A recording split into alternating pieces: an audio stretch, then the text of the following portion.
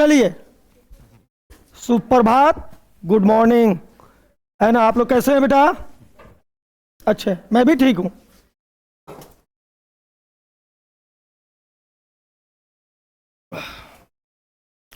आज जो आप लोग को पढ़ना है बेटे वो है जनन स्वास्थ्य, यानी रिप्रोडक्टिव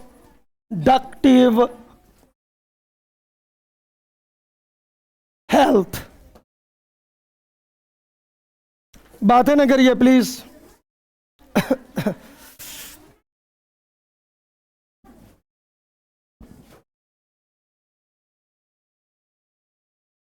आज का जो मटेरियल है, आइए और बैठ जाइए प्लीज। जनन स्वास्थ्य यानी रिप्रोडक्टिव हेल्थ। मेरी बात 10 मिनट स्पीच चलेगा। आप समझ लो कि इसमें क्या क्या पढ़ना है।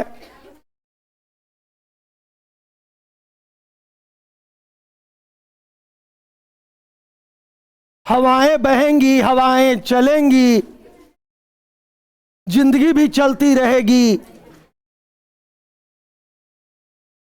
कर्जे वफा में मालूम नहीं तकदीर किधर जाएगी। लेकिन एक बात मेरी जान लेना कि कर्म करने वालों के रास्तों पर तकदीर भी डांस करती है, नाचती है। और अगर आपको दुनिया में कुछ बनना है, दुनिया में कुछ करना है, तो हौसले बुलंद रखो और ध्वनि प्रदूषण मत करो।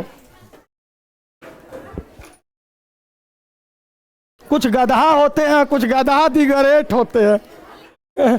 अब तो उन्हीं के वैकेंसी कोची में है हमरा नहीं मालूम। गधा दिगरेट कौन होंगे?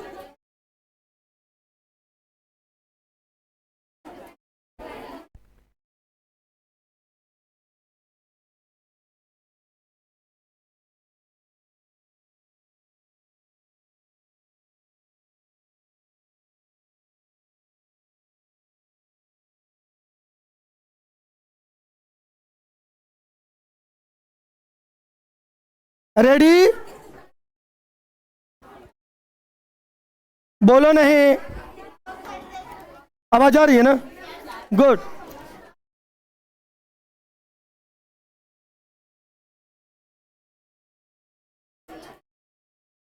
और आप लोग वीडियो देखते रहिए, है ना। कमेंट्स कीजिए और अपने सखियों को भी बताइए। जो लुधियाना है, ला गिरा दे, ला जाके पानी ले आओ। चल पानी ले आओ गिलास में। ए बेटा, हेलो, चुप रहो। देखिए, जनन स्वास्थ्य यानी रिप्रोडक्टिव हेल्थ। सुनिए, जो समय जा रहा है वो आपका। मेरे तो 1 घंटा खत्म होंगे, मैं उतर जाऊंगा। जो भी अनमोल वक्त है वो आपका है। और दोबारा सुनिए, जनन स्वास्थ्य यानी रिप्रोडक्टिव हेल्थ। इसमें बहुत सारे क्वेश्चंस हैं, बहुत सारे पॉइंट हैं, बहुत सारे मटेरियल हैं। कल का वीडियो आपको नहीं प्राप्त हुआ होगा क्योंकि कल पढ़ाया नहीं गया था, कल टेस्ट था। जनन स्वास्थ्य, ए बेटा, आपने तीसरा पढ़ा था जनन और जनन तंत्र। लेकिन यहां पढ़ना है उन जनन तंत्रों को, उन जनन अंगों को स्वस्थ कैसे रख सकते हैं आप। पहले उस चैप्टर में और इस चैप्टर में अंतर क्या है यह जान लो। वो चैप्टर हमें जनन और जनन तंत्र के बारे में बता रहा था, जनन अंग के बारे में बता रहा था, जिसके अंतर्गत आपने vagina, penis, glans penis, scrotum इत्यादि बहुत सारे मटेरियल पढ़े। लेकिन इस चैप्टर में यानी जनन स्वास्थ्य में यानी रिप्रोडक्टिव हेल्थ में ये पढ़ना है कि उनको अच्छा कैसे रखेंगे, उन्हें स्वस्थ कैसे रखेंगे। कान पकड़ के बाहर कर दूंगा। ऑनलाइन क्लास चल रहा है, आप थोड़ा अपना पेशेंस लगाया करें। मैंने कहा ना कि आप गधा नहीं हो, गधा दी ग्रेट हो। तो हमें उन अंगों को स्वस्थ रखना है कैसे, ये और इसके अंतर्गत हम आपको बहुत सारे चीज पढ़ाएंगे बेटा।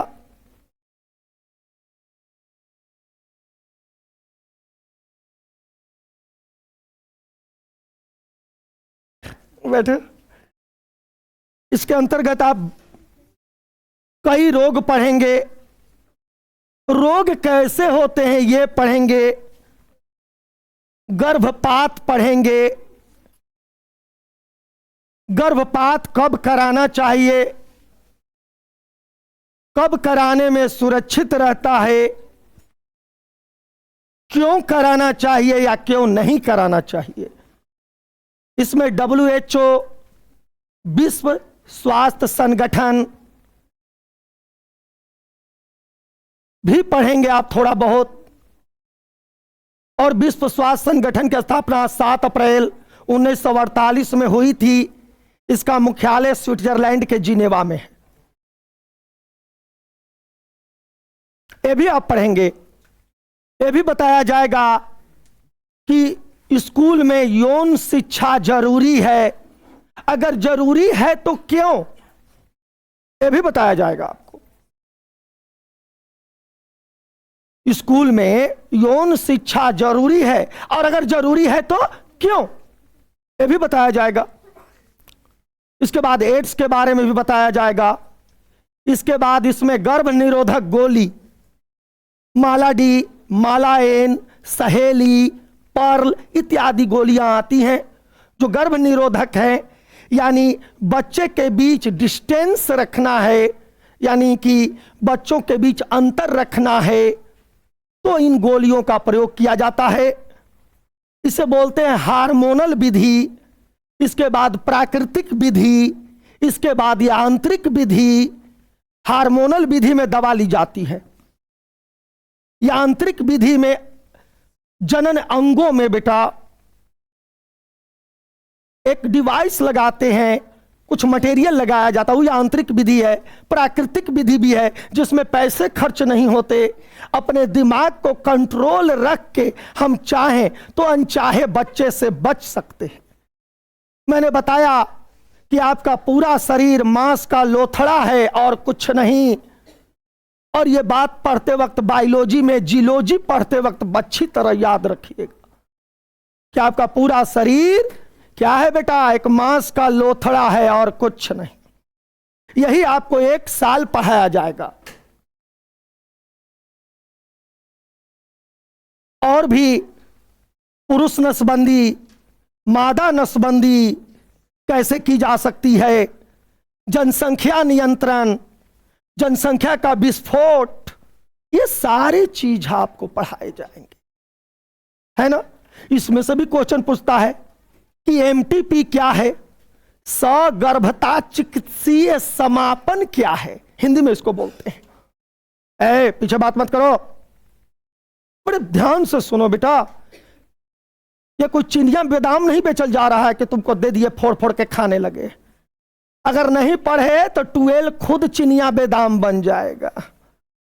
और आप तो जो बनोगे तो बनोगे ही भगवान मालिक।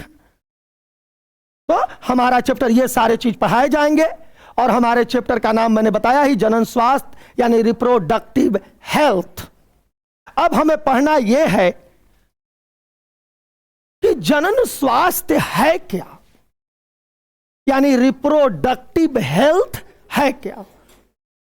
और विश्व स्वास्थ्य संगठन यानी वर्ल्ड हेल्थ ऑर्गेनाइजेशन इसके बारे में क्या सोचता है।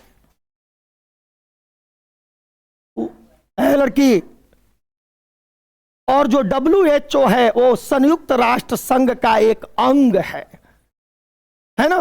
तो पहले हम लोग एक क्वेश्चन लिखेंगे, समझ रहे हो ना? लिखिए जनन स्वास्थ्य, क्वेश्चन लिख बेटा, बड़े दिन बाद दिखाई दिया है तो।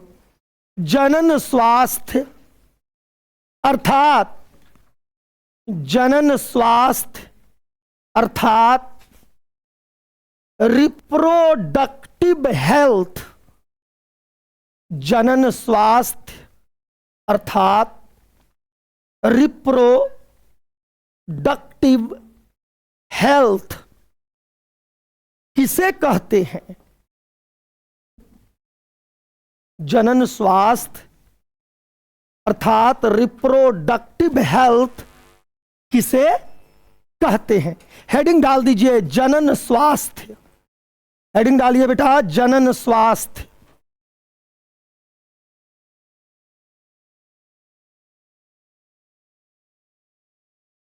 लिखिए उत्तर, लिखिए जनन अंगों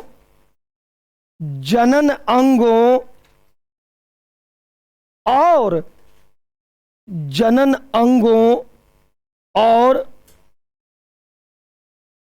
उसके सामान्य, जनन अंगों और उसके सामान्य प्रकार्यों, प्रकार्य लिखा है ना, प्रकार्यों से जो संबंधित होता है, प्रकार्यों से जो संबंधित होता है उसे जनन स्वास्थ्य कहते हैं, उसे जनन स्वास्थ्य कहते हैं। पेन रोक दीजिए, यह मैंने लिखवाया कि जनन अंगों और उससे संबंधित कार्यों को क्या कहते हैं? जनन स्वास्थ्य कहते हैं। रुक जाइए, लेकिन पीछे यहां मैं ये भी लिखवाऊंगा कि WHO ये इसके बारे में क्या कह रहा है? पैराग्राफ चेंज करके, पैराग्राफ चेंज किया। रुक जा, पहले समझ लो। जनन अंगों और उससे संबंधित कार्यों को जिसमें सम्मिलित करते हैं उसे ही कहते हैं जनन स्वास्थ्य या रिप्रोडक्टिव हेल्थ। यह मैं कह रहा हूं लड़की, लेकिन WHO वर्ल्ड हेल्थ जो समूह है ना, वो क्या कहता है इसके बारे में भी लिख ले। पैराग्राफ के चेंज कीजिए, लिखे WHO कोष्टक में लिख लो विश्व, कोष्टक में लिख ले बेटा विश्व स्वास्थ्य संगठन, WHO विश्व स्वास्थ्य संगठन कहता है कि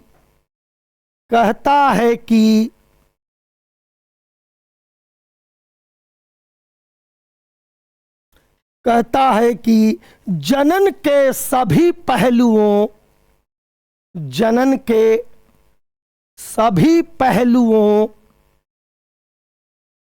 जैसे शारीरिक, लिखना है ना, जैसे शारीरिक कौमा मानसिक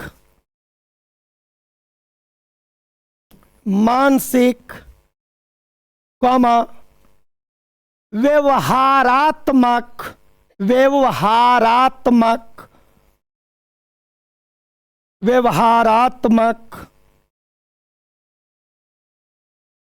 और भावनात्मक लिखना है ना,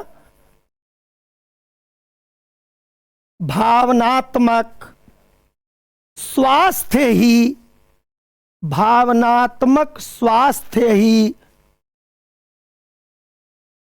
जनन स्वास्थ्य है। भावनात्मक स्वास्थ्य ही जनन स्वास्थ्य है। पेन रोक दीजिए, ठीक है ना। और अगर एकदम सिंपल में कहना है तो कहना है कि जनन अंगों को स्वस्थ रखना ही जनन स्वास्थ्य है। ज्यादा घुमाने फिराने की जरूरत नहीं है, लेकिन इतना लिखवा 2 नंबर मिलता बा कदापि नहीं। अगर इसका सीधा मतलब है कि जनन अंगों को स्वस्थ रखना ही जनन स्वास्थ्य है, और आजकल भी देहातों में हमारी माताएं और बहनें इस ओर ध्यान नहीं देती, बात मत करो। आज भी सेनेटिक पैड का प्रयोग नहीं किया जाता, आज भी हमारे गांव देहातों में असुरक्षित यौन संबंध बनाए जाते हैं, आज भी हमारे गांव गली कूचों में इसकी बहुत कमी है, जिसके कारण नर और मादा दोनों जनन रोग से घिर जाते हैं।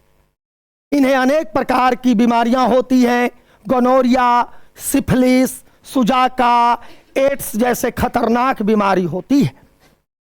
और ये चैप्टर उन्हीं से बचने का उपाय बता रहा है कि हम कैसे बच सकते हैं। इसके अतिरिक्त और भी बहुत सारे जनन स्वास्थ्य से रिलेटिव मटेरियल हैं, जिनके द्वारा हम अपने जीवन को बना सकते हैं, अपने जीवन को लंबा कर सकते हैं और समाज में एक प्रतिष्ठित जीवन व्यतीत कर सकते हैं। मैं दोबारा बोलना चाह रहा हूं कि विश्व स्वास्थ्य संगठन WHO यानी वर्ल्ड हेल्थ ऑर्गेनाइजेशन, जिसकी स्थापना 7 अप्रैल 1948 को हुई, जिसका मुख्यालय स्विट्जरलैंड के जिनेवा में है, और यह संयुक्त राष्ट्र संघ का एक भाग है, एक अंग है। यह पूरी दुनिया के हेल्थ के बारे में सूचनाएं रखता है, बात मत करिए। और यह हर देश की सरकार को बताता है कि आप ऐसा करें, ऐसा करें, गांव देहातों में प्रचार करें। इसीलिए मैंने एक क्वेश्चन बोला था बेटा कि बताइए विद्यालयों में यौन शिक्षा जरूरी है? अगर जरूरी है तो क्यों? इसका उत्तर सुन लीजिए लड़की। इसका उत्तर यह होगा कि किशोरावस्था के अंतर्गत अनेक अंधविश्वास, अनेक गंदी जानकारियां, असुरक्षित यौन संबंध या इसके बारे में संपूर्ण जानकारी नहीं होती, जिसके कारण कम उम्र के बच्चे, चाहे वो लड़का हो या लड़की, गलत यौन क्रिया करके अपने जीवन और अपने शरीर को बर्बाद कर लेते हैं। इसीलिए विद्यालयों में यौन शिक्षा जरूरी है, जानकारी होनी चाहिए। आप बच्चे नहीं हो, अब आप अच्छी तरह जान रहे हो कि आप क्या कर रहे हो और क्या हो रहा है ना। तो एक क्वेश्चन लिखते हैं, लिखिए लिखिए। क्या विद्यालय में में यौन शिक्षा, क्या विद्यालय में यौन लिखना है ना, यौन शिक्षा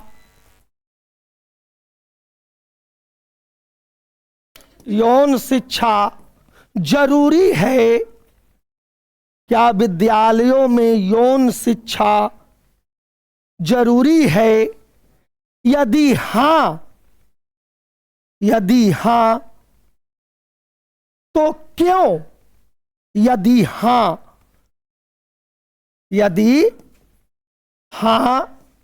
तो क्यों? क्वेश्चन मार्क दे देना। यदि हां तो क्यों?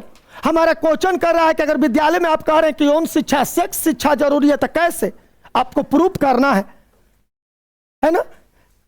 आज भी देखो कितनी भ्रांतियां फैली हुई हैं है? आज भी माताएं बहनें रजोस्वाला चक्र के क्रिया के अंतर्गत सेनेटिक पैड का यूज नहीं करती। एक फिल्म आई थी अक्षय कुमार की, टॉयलेट एक प्रेम कथा, क्या वो भी आई थी? बिल्कुल। वो फिल्म जागरूक करने के लिए था हमारे समाज में। नर और मादा को अंतः रोग होते हैं तो लाजे सर में नहीं कहता लोग, और जब ज्यादा हो जाता है तो फिर कहते हैं, तब तक तो बहुत देर हो चुकी रहती है। एक हेडिंग डाल दीजिए, विद्यालय में यौन शिक्षा। हेडिंग डालिए, विद्यालय में यौन शिक्षा। बेटे बात मत करो। हेडिंग डाल दीजिए, विद्यालय में यौन शिक्षा।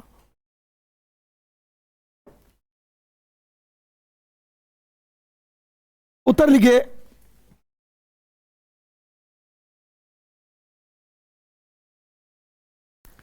लिखिए, विद्यालय में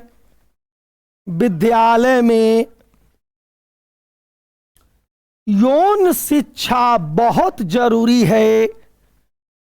विद्यालय में यौन शिक्षा बहुत जरूरी है, क्योंकि यौन शिक्षा बहुत जरूरी है क्योंकि आज के भी आधुनिक समय में, आज के भी आधुनिक समय में जागरूकता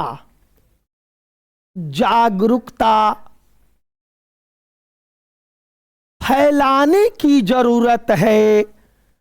आज के भी समय में जागरूकता फैलाने की जरूरत है,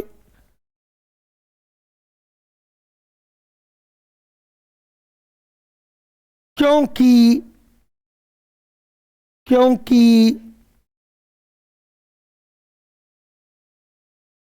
हमारे समाज में,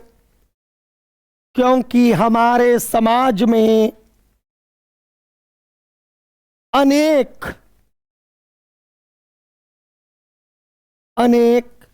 यौन संबंधी गलत धारणाएं, यौन संबंधी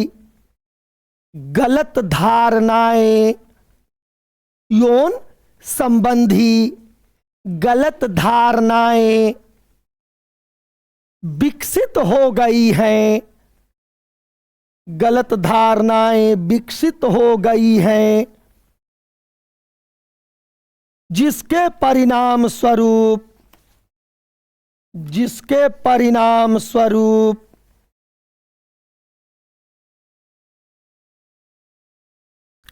सेक्स क्रिया करते समय, जिसके परिणाम स्वरूप सेक्स क्रिया करते समय, सेक्स क्रिया करते समय असावधानी, सेक्स क्रिया करते समय असावधानी, जानकारी का अभाव एवं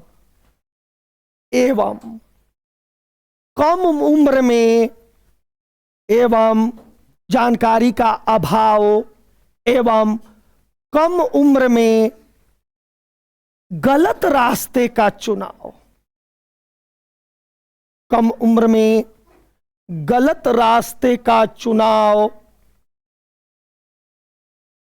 लड़के और लड़कियां कर लेते हैं। गलत रास्ते का चुनाव लड़के और लड़कियां, गलत रास्ते का चुनाव लड़के और लड़कियां कर लेते हैं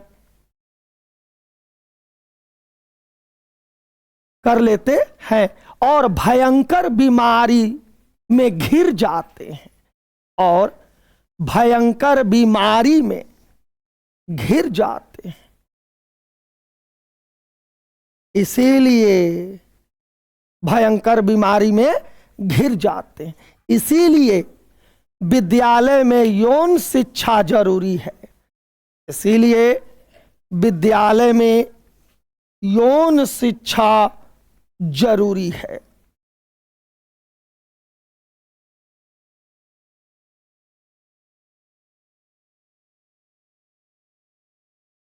इसलिए विद्यालय में यौन शिक्षा जरूरी है। कुछ तो जनन संबंधी रोग हैं ऐसे बेटा जो ठीक नहीं होंगे, और ये 15 साल, 14 साल, 16 साल, 17 साल, 18 साल, ये इतना डेंजर आयु है, ये इतना खतरनाक आयु है कि जो संभर गया वो राज करता है, जो रास्ता चेंज किया वैसे बिखर जाता है, जैसे बर्फ का टुकड़ा जमीन पर गिरने के बाद पिघल कर बिखर जाता है।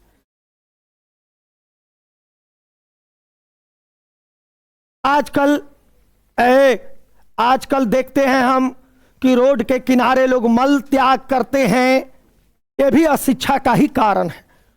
उस पर मक्खियां बैठती हैं और वो मक्खियां जाकर खाने वाले खाद्य पदार्थों पर बैठ जाती हैं और उनको हम लोग जीभ पटक पटक के धनिया के चटनी जोरे खींचते हैं, है ना। ये हम भूल जाते हैं कि रोग को दावत दे रहे हैं। लड़की, अगर यौन रोगों से बचना है तो आपको सुरक्षित रहना होगा, आपको बचकर रहना होगा। इसीलिए यह क्वेश्चन था कि क्या विद्यालय में यौन शिक्षा जरूरी है, अगर हां तो कैसे। अगर नहीं बताया जाएगा तो इस उम्र में आए दिन सुनते हैं, कोई हमरा बोल दे लग जी, कोई हमरा कह दे लग जी, हमरा देख थल जी,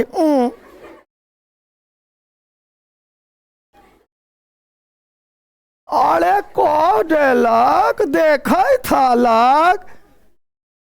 आप अपने दिमाग को देखिए, अपने दिमाग पर कंट्रोल रखिए। हाथी चलता है तो नीचे तो ध्वनि प्रदूषण होबे करता है। आप अपने आप से मतलब रखिए और उन आवारा जंगली जानवरों से बचिए। तो इसका मतलब यही था कि विद्यालय में यौन शिक्षा क्यों जरूरी है, क्योंकि आपको सेक्स से रिलेटिव रोग, कैसे सेक्स, ये सारी चीजों की जानकारी दी जाती है। चलिए अब एक क्वेश्चन और है, परिवार नियोजन। लिखना नहीं बेबी, लिखना नहीं। क्वेश्चन क्या है हमारा? परिवार नियोजन। बेटे, परिवार नियोजन भारत में शुरू हुआ था 1951 ईस्वी में हुआ था। अब इसका नाम क्या हो गया? जनन एवं बाल स्वास्थ्य।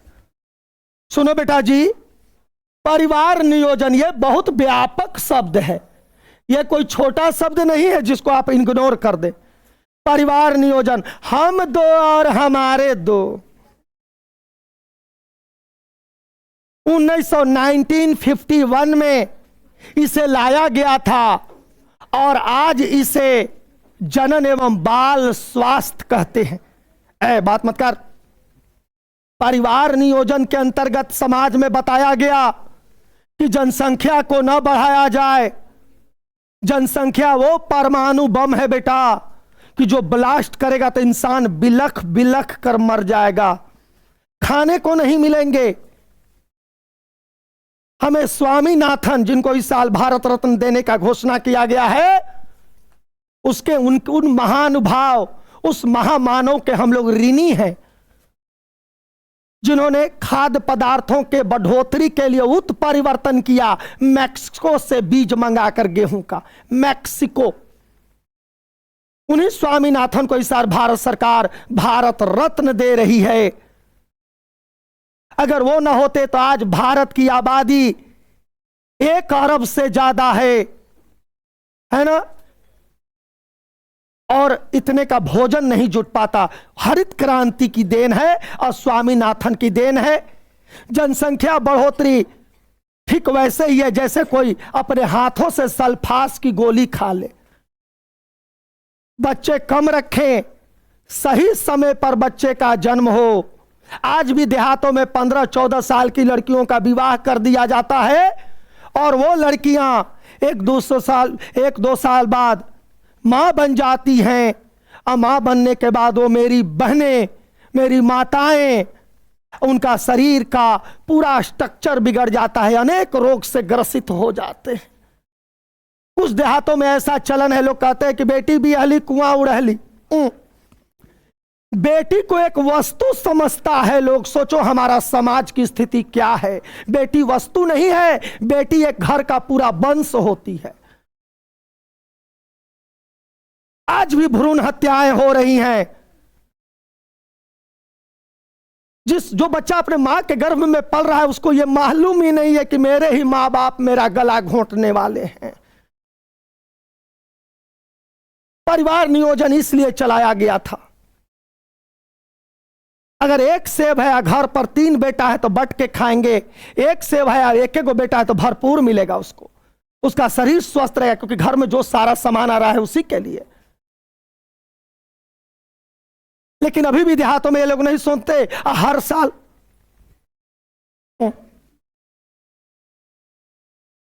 ये हंसने की बात नहीं है बेटा जी, सोचने की बात है कि हम किस ओर जा रहे हैं।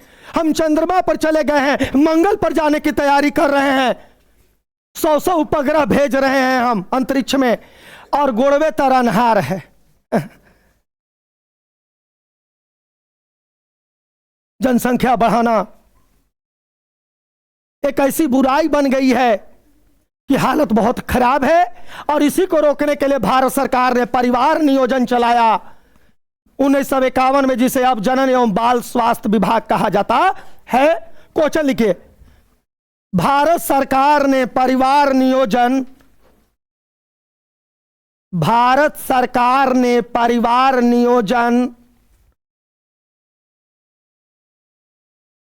कब और क्यों चलाया? फिर बोलते ना बेटा जी, भारत सरकार ने परिवार नियोजन कब और क्यों चलाया? कब और क्यों चलाया तथा अब इसे किस नाम से जानते हैं? तथा अब इसे किस नाम से जानते हैं? तथा अब इसे किस नाम से जानते हैं? लिखिए, परिवार नियोजन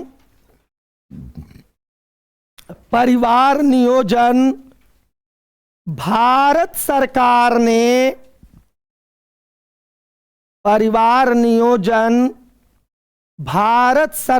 ने 1951 ईस्वी में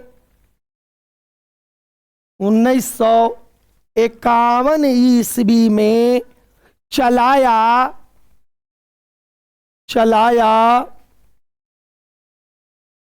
जिसका मुख्य उद्देश्य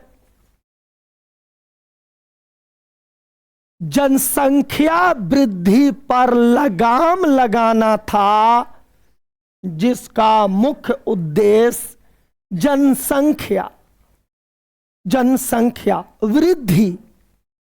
जनसंख्या वृद्धि पर लगाम माने कंट्रोल, लगाम लगाना था।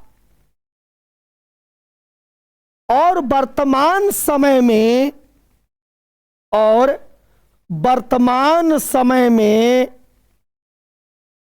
इसे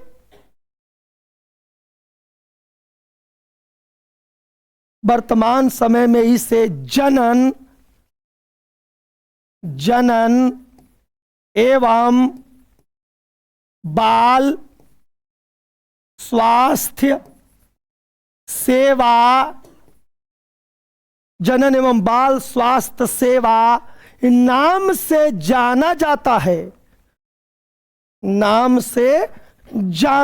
है। अब इसे जनन एवं बाल स्वास्थ्य सेवा नाम से जाना जाता है। ए बेटा जी, ये लगाया गया था किस लिए? स्टैंड अप, उठ। ये क्यों लाया गया? जनसंख्या वृद्धि को रोकने के लिए। बैठ जाइए।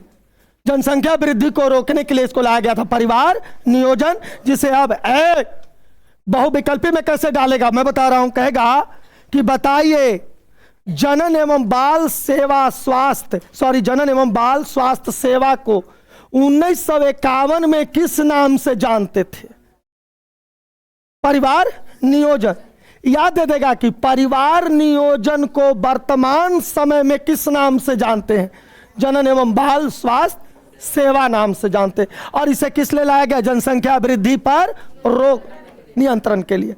अच्छा चलिए बेटा जी, अब प्रश्न ये उठ रहा है कि हम जनसंख्या वृद्धि को रोकेंगे कैसे यार? पढ़ के और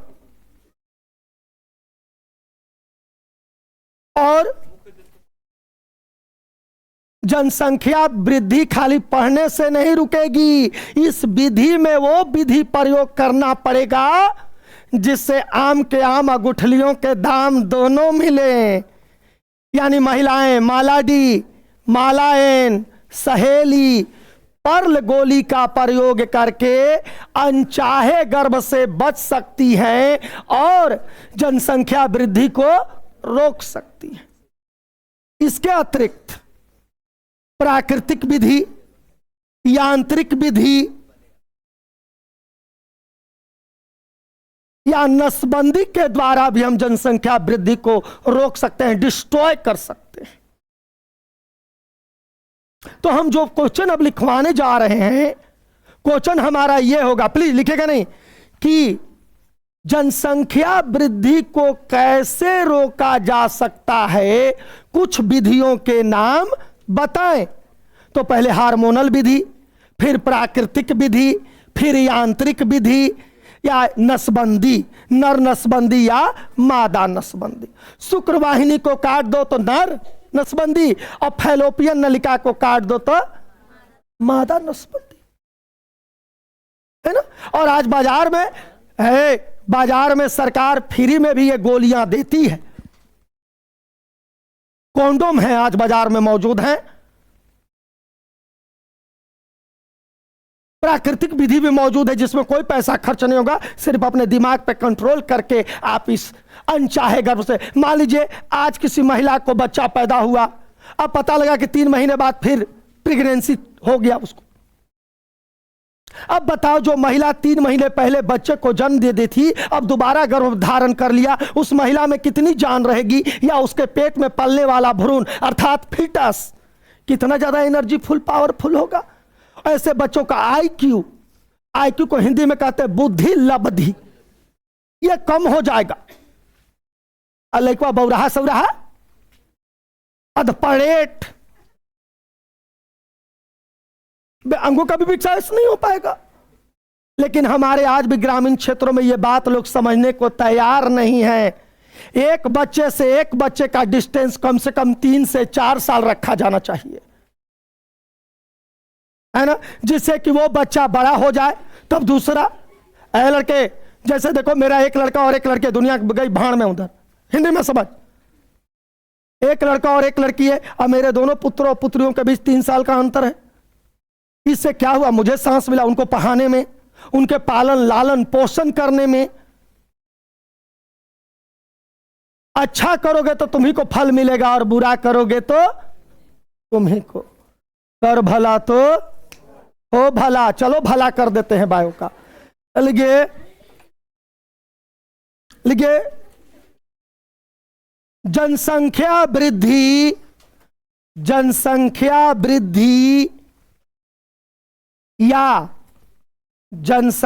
वृद्धि या संतानोत्पत्ति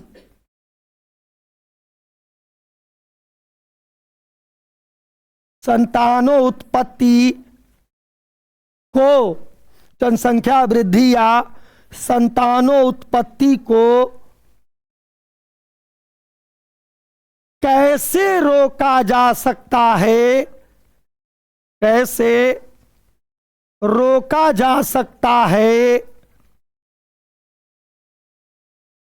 कुछ उपाय लिखें।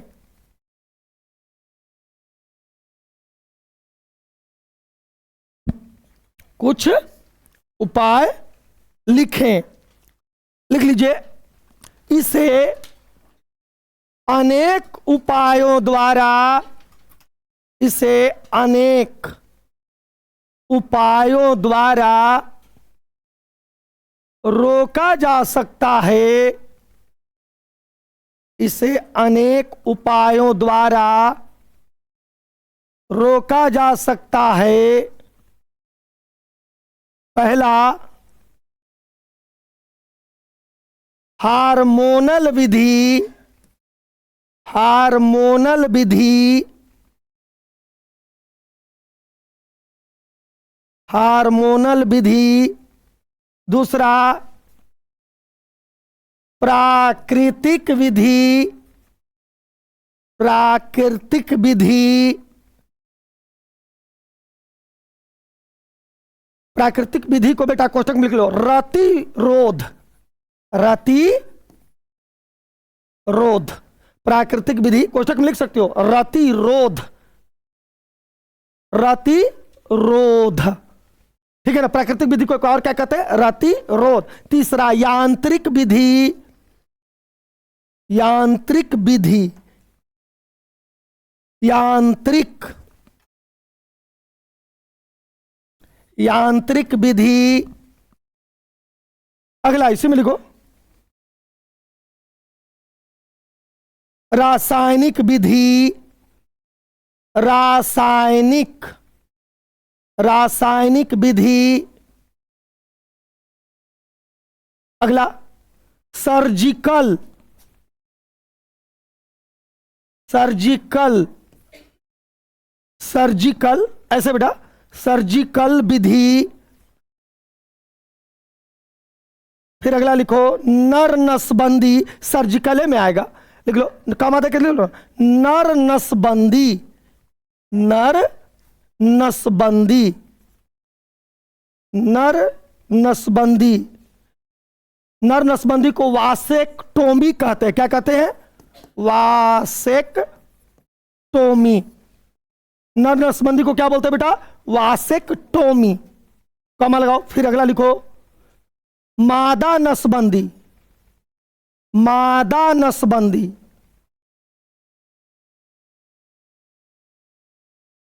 मादा नसबंदी।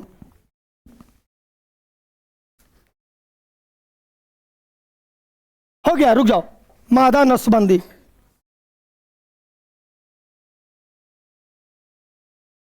ध्वनि प्रदूषण मत कीजिए।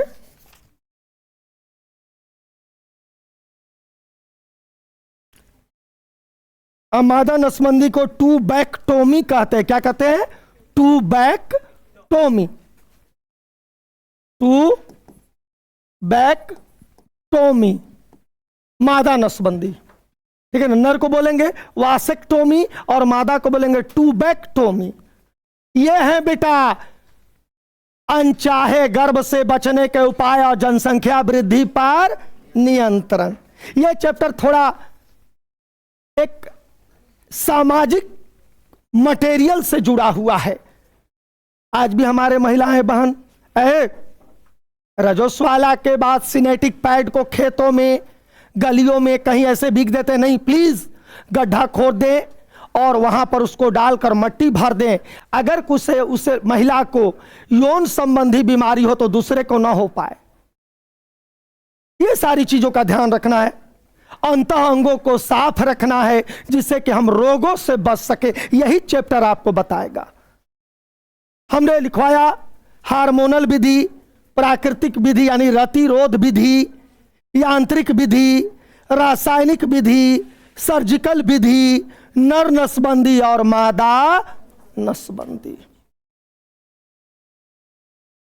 है ना। इस सब पर अब हम लोग को क्वेश्चन लिखना है। हमारा क्वेश्चन ये है, देखो क्वेश्चन बनाए जाते हैं, क्वेश्चन बनते नहीं हैं। आप स्पीच सुनिए और अपने मन से क्वेश्चन बनाइए प्लीज। पीछे वाले बच्चे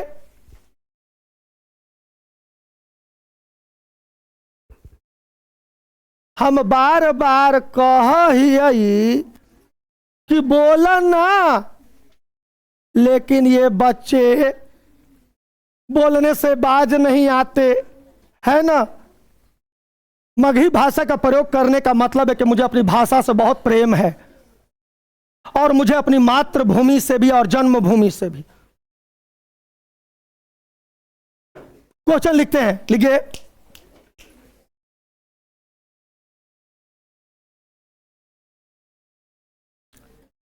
लिखिए, हार्मोनल विधि में, हार्मोनल विधि में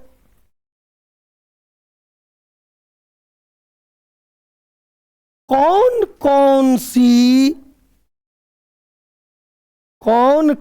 सी दवाओं का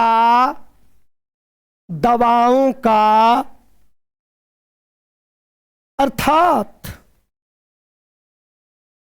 गोलियों का, गोली मारे वाला ना, गोलियों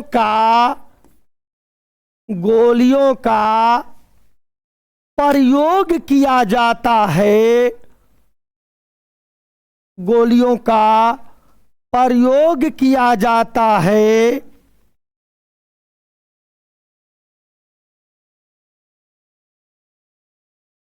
गोलियों का प्रयोग किया जाता है।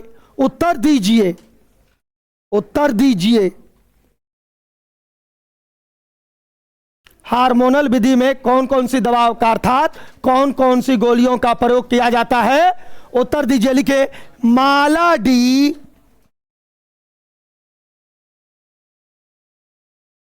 लिखिए।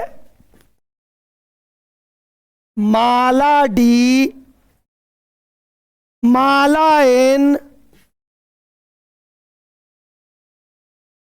माला एन, माला एन, ये दवा का नाम है। माला एन। तीसरा, लड़की, माला एन। तीसरा, सहेली, सहेली,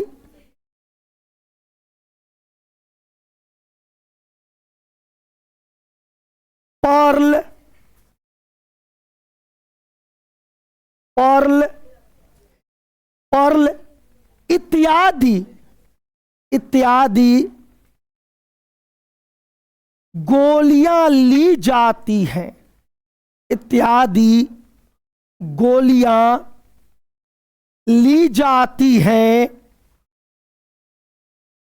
जिनके प्रयोग से, जिनके प्रयोग से महिलाएं, ये सब महिला लेती हैं, पुरुष नहीं, पुरुष मत खाली हूं। महिलाएं अनचाहे गर्भ से, महिलाएं अनचाहे, अनचाहे लिखा तो ना बेटा, महिलाएं अनचाहे गर्भ से बच सकती हैं, अनचाहे गर्भ से बच सकती हैं और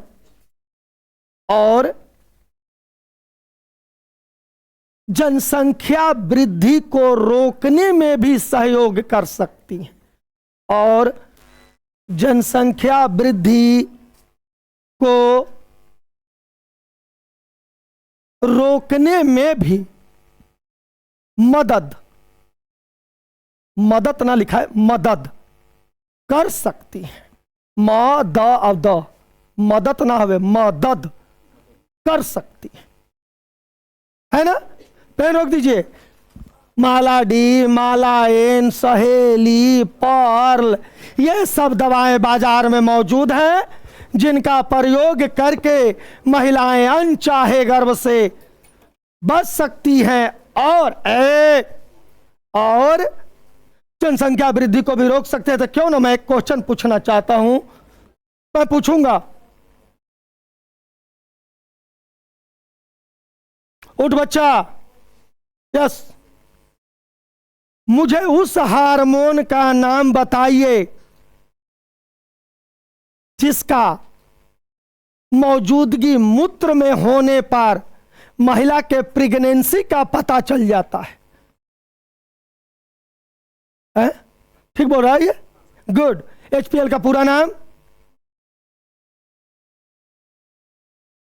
ह्यूमन लैक्टो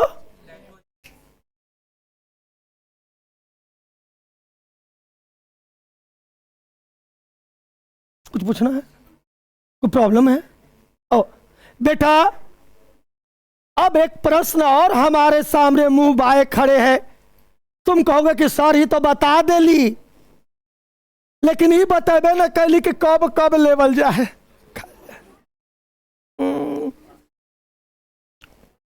ए, नहीं, बात है कि नहीं है? हार्मोनल विधि में गोलियां तो आप कलेक्ट मटेरियल पर ले गए, ये होता है, बट यूज कैसे करेंगे यार? हमरा नहीं यूज करना है, बता रहे डियर।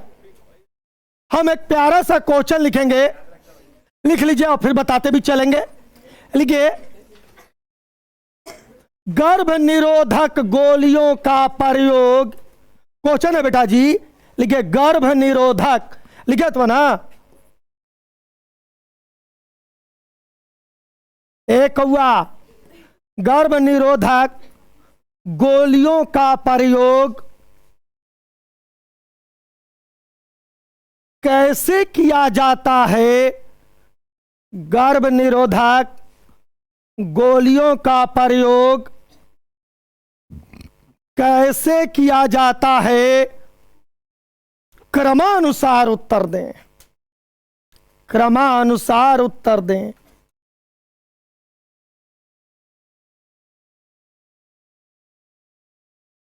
बेटा, ये जो 1, 2 और ये 3, ध्यान से सुनिएगा, ध्वनि प्रदूषण बिल्कुल नहीं कीजिएगा।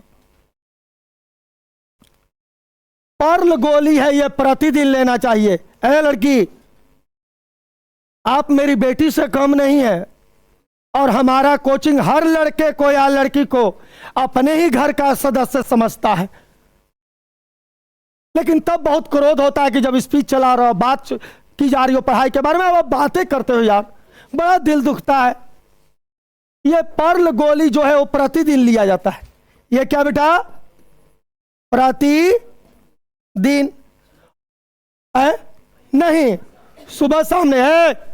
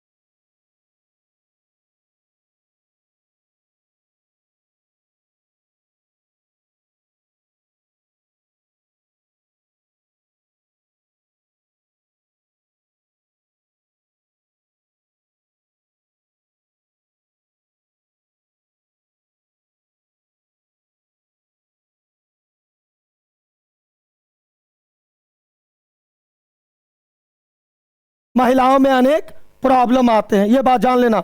हर धर धर से ये गोलियां प्रयोग नहीं की जाती, बड़ी सोच समझकर और डॉक्टर के परामर्श से ही इन गोलियों का प्रयोग करें, नहीं तो आपके शरीर में अनेक हार्मोनल विकार भी उत्पन्न हो सकता है। ऐसे नहीं कि सर जी ने कह दिया हम ले लिए, नहीं, बिल्कुल आई डोंट माइंड। क्वेश्चन लिख लिए हैं आप, इस पर लिखिए। और सटाए,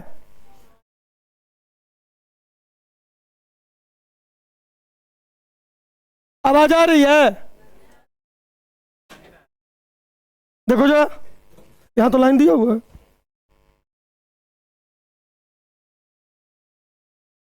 आ रहा है जे?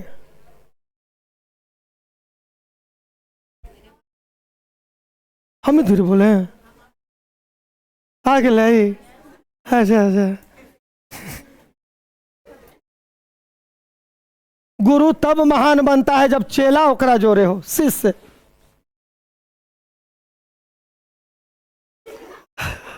लिखिए लिखिए, पर्ल गोली प्रतिदिन, लिखिए पर्ल गोली प्रतिदिन ली जाती है, पर्ल गोली प्रतिदिन ली जाती है, कमा माला डी और माला एन, माला डी और माला एन गोलियों का प्रयोग, माला डी और माला एन गोलियों का प्रयोग लगातार लगातार 21 दिन, लगातार 21 दिन तक किया जाता है, लगातार 21 दिन तक किया जाता है, और इन्हें मासिक चक्र के, और इन्हें मासिक चक्र के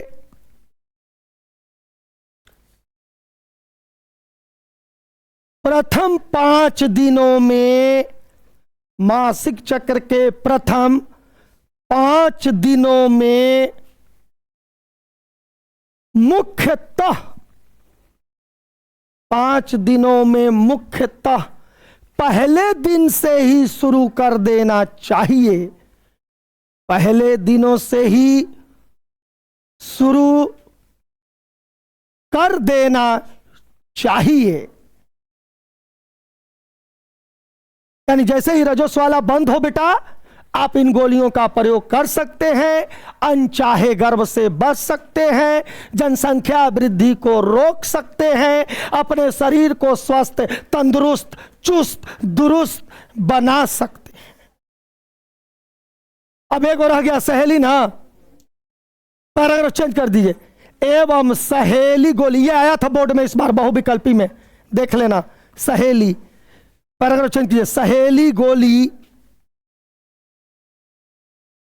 हफ्ते में एक बार ली जाती है, सहेली गोली हफ्ते में एक बार ली जाती है, सहेली गोली हफ्ते में एक बार ली जाती है। ये क्वेश्चन का मटेरियल आपका पूरा हो गया। सहेली हफ्ता में एक, पर्ल प्रतिदिन, और ये रजोस्वाला बंद होने के ठीक बंद हुआ। और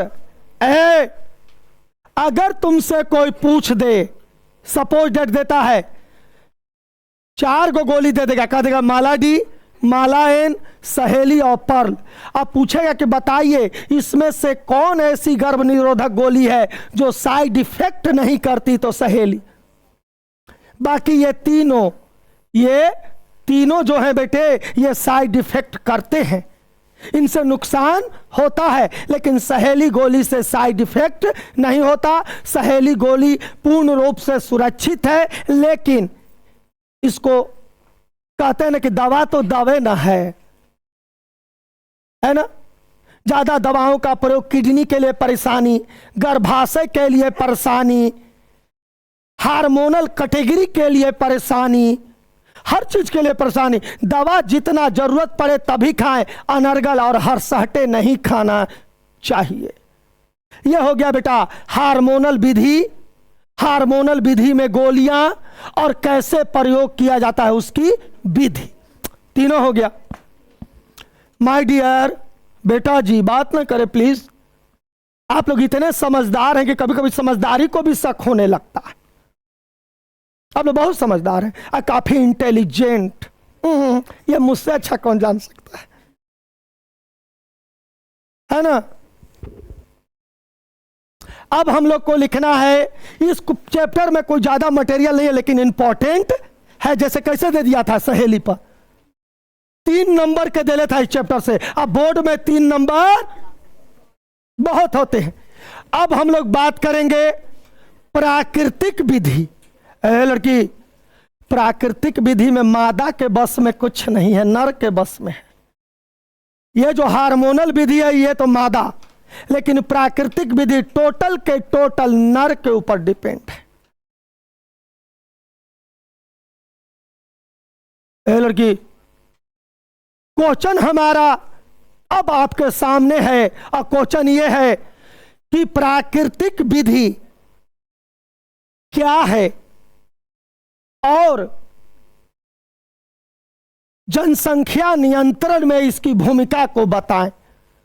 प्राकृतिक विधि क्या है और जनसंख्या नियंत्रण में इसकी भूमिका को बताएं। उत्तर यह होगा, सुनिए ध्यान से, जब नर एवं मादा शारीरिक संबंध बना रहे हो, उसी समय सीमेन के रसखलन से पहले नर अपने पेनिस को वेजाइना से अलग कर ले।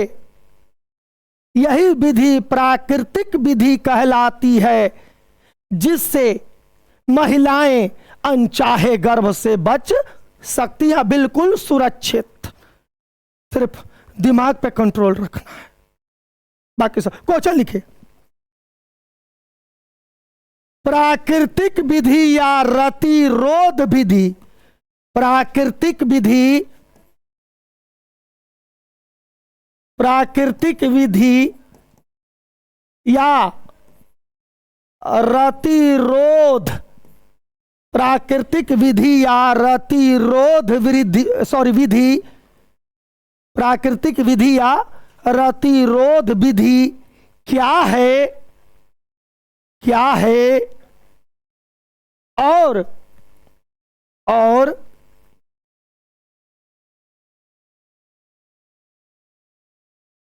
और यह जनसंख्या नियंत्रण कैसे कर सकता है, और यह जनसंख्या नियंत्रण कैसे कर सकता है। प्राकृतिक विधि या रतिरोध विधि क्या है और यह जनसंख्या नियंत्रण कैसे कर सकता है। मैंने अभी बताया ना बेटा जी आपको। अब बायोलॉजी अपने बॉडी को मांस का लोथड़ा समझकर ही पढ़ा करें। हेडिंग डाल दीजिए प्राकृतिक विधि, हेडिंग डालिए प्राकृतिक विधि, हेडिंग डाल बेटा जी प्राकृतिक विधि। रुक जाइए, ये 2000 वर्षों से ये विधि चल रही है। 2000 मतलब समझ रहे हो, चंद्रगुप्त प्रथम के समय से 2000 वर्ष पहले से यह विधि बड़ा कारगर और रोग से मुक्त और बड़ी सुदृढ़, बेगर पैसा के न हारे न फिटकीरी। लिखिए,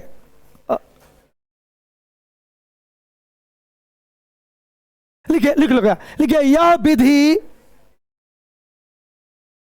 2000 वर्ष पुरानी है। यह विधि 2000 वर्ष पुरानी है